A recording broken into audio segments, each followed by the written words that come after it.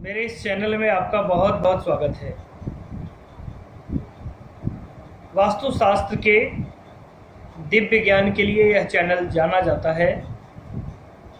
मुझे विश्वास है आज का एपिसोड भी आपको बहुत पसंद आएगा। आज का विषय है कि जब वास्तुशास्त्र प्रबल हो जाता है, जब वास्तु दोष प्रबल हो जाता है, तो उस परिस्थिति में मकान को तोड़ना ही एकमात्र विकल्प रह जाता है।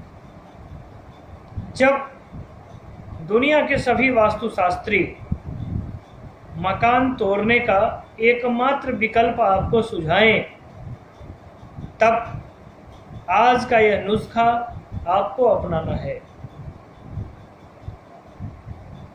शास्त्रों में ऐसा वर्णन है,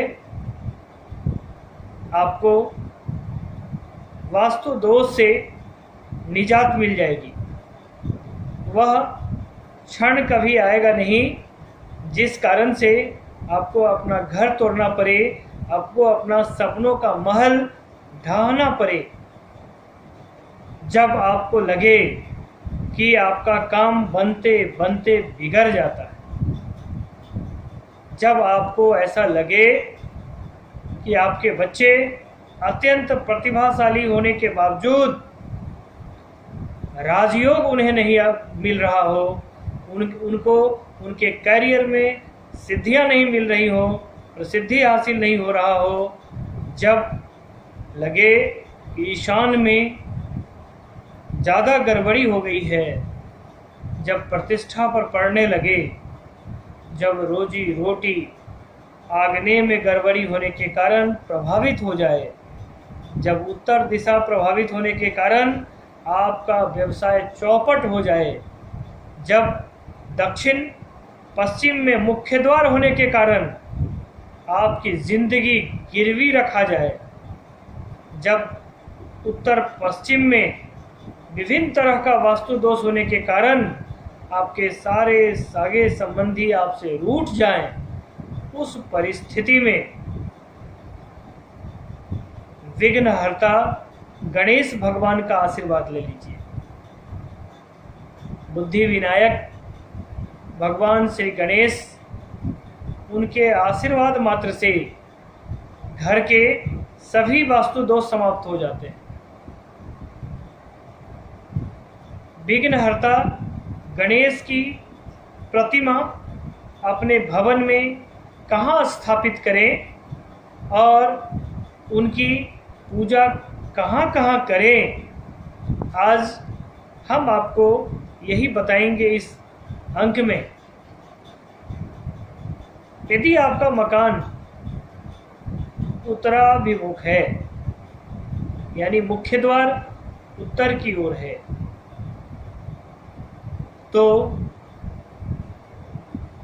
मुख्य द्वार के दोनों तरफ, यानी उत्तर और ठीक गणेश भगवान के ठीक दक्षिण, दोनों दिशा में भगवान श्री गणेश की मूर्ति स्थापित करें। स्थापित करने के पहले आपको ख्याल रखना है कि मंत्रोच्चारण से स्थापित हो, उनकी विधि विधान से पूजा हो, और प्रतिदिन जब आप सो करके उठते हैं तो जिस मुख्य द्वार पर आपने उन्हें स्थापित कर रखा है, आपको सूर्योदय के पहले शयन कक्ष छोड़ देना है और अपने घर के दहलीज, जिसे आप चौखट कहते हैं, को छू करके भगवान गणेश का स्मरण, उनके एक दंत स्वरूप का स्मरण करते हुए, उनके लंबोदर स्वरूप का स्मरण करते हुए, उनके गजानन स्वरूप का स्मरण करते हुए आपको अपने दहलीज को प्रणाम करना है। यह कार्यक्रम प्रतिदिन करना है आपको।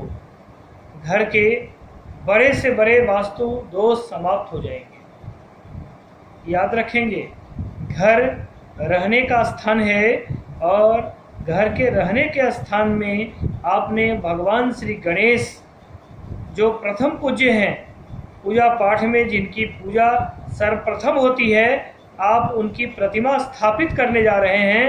आपका उद्देश्य है कि आपके घर का वास्तु दोष समाप्त हो जाए। तो वास्तु दोष तभी समाप्त होगा जब नित्यदिन आप भगवान गणेश का सूर्य उदय के पहले आशीर्वाद लेंगे। घर के प्रमुख स्त्री यानी गृह स्वामी या गृह स्वामी को ऐसा करना आवश्यक है। यदि आपका मकान दक्षिणाभिमुख है तो मुख्य द्वार के दक्षिण और उत्तर दोनों तरफ फिर आपको इसी आधार पर इसी तरह से आपको मूर्ति स्थापित करनी है, पूजा पाठ करके, प्राण प्रतिष्ठा करके। यदि आपका मकान पूर्वाभिमुख है तो फिर आपको इसी आधार पर भगवान श्री गणेश की मूर्ति स्थापित करनी है। और यदि आपका घर पश्चिमाभिमुख है तो भी आपको इसी आधार से आपको भगवान श्री गणेश की मूर्ति स्थापित करनी। सबसे बुरा हाल देखने को मिलता है जब किसी व्यक्ति का घर में मुख्य द्वार नैऋत्य कोण में हो। ऐसे मकान के बारे में मेरा राय है और वास्तुशास्त्र भी यही कहता है कि ऐसे मकान को फ्री में भी नहीं लेना चाहिए। और आपने पैसा इन्वेस्ट कर दिया अज्ञानता पूर्वक, आप नहीं जानते थे और आपने ऐसे मकान को खरीद लिया है, तो एकमात्र विघ्नहर्ता श्री गणेश ही हैं जो आपको आपके जीवन को गिरवी रखने से बचाने वाले एकमात्र विघ्नहर्ता गणेश भगवान हैं। हाँ, उनके स्थापना के पहले यदि ओम की रचना करके भगवान गणेश के शरीर पर ओम की सृष्टि करके और तब आप स्थापित करते हैं तो आपको हर हाल में आपके घर का वास्तु दोष समाप्त हो जाना है। यही अकाट्य सत्य है। आज एक बड़े रहस्य से आपको रूबरू कराया। मुझे विश्वास है कि यह वीडियो आपको बहुत पसंद आएगा।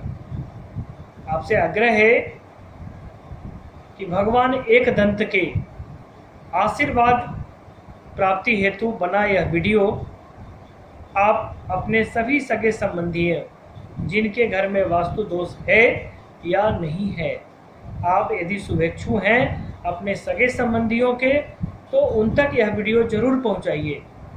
चैनल पर नए आए हैं तो इसको सब्सक्राइब कर दीजिए और पुराने हैं तो एक लाइक तो बनता है।